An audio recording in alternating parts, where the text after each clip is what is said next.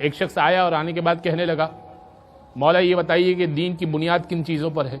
یہ جو دین ہے ہمارا ان کی بنیاد کن چیزوں پر ہے؟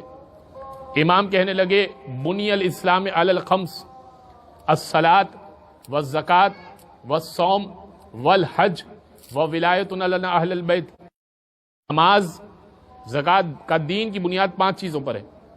الدین علی خمسۃ اسس، دین کی بنیاد 5 چیزوں پہ، نماز، زکوٰۃ، روزہ، حج و ولایۃ علی اہل البیت، ہم اہل بیت کی ولایت۔ پھر امام کہنے لگے بڑی کمال کی حدیث ہے، امام کہنے لگے بنیاد کا یہ مطلب ہوتا ہے کہ عمارت اس کے اوپر کھڑی ہوئی ہے، لیکن یہ جو 5 بنیادیں بیان کی ہیں یہ 5 بنیادیں ایک برابر نہیں ہیں۔ نماز، زکوٰۃ، حج، روزہ اور اہل بیت کی ولایت کہ یہ 5 بنیادیں برابر نہیں ہیں، بلکہ 4 کی حیثیت الگ ہے، 1 کی حیثیت الگ ہے۔ اور امام کہنے لگے جو ہم اہل بیت کی ولایت ہے وہ ایسی بنیاد ہے کہ اس بنیاد کے بغیر 4 کی کوئی حیثیت نہیں ہے۔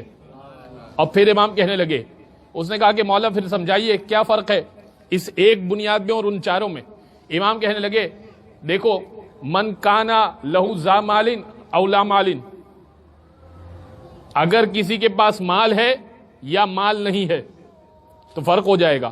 اگر مال ہے تو حج ہے، مال نہیں ہے تو حج نہیں ہے۔ صاحب استطاعت ہے تو حج ہے، صاحب استطاعت نہیں ہے تو حج نہیں ہے۔ مال ہے تو زکوٰۃ ہے، مال نہیں ہے تو زکوٰۃ نہیں ہے۔ پھر امام کہنے لگے صحت ہے تو روزہ ہے، صحت نہیں ہے تو روزہ نہیں ہے۔ اور پھر امام کہنے لگے سفر میں ہے تو نماز آدھی ہے، وطن میں ہے تو نماز پوری ہے۔ تو کہنے لگے 4 کے اندر کہیں نہ کہیں کوئی نہ کوئی رخصت مل جائے گی، یا یوں کر لو یا یوں کر لو، بھائی روزے کی جگہ کفارہ دے دو، روزے کی جگہ فدیہ دے دو، نماز آدھی ہو جائے گی، حج واجب ہو نہ ہو، زکوٰۃ واجب ہو نہ ہو۔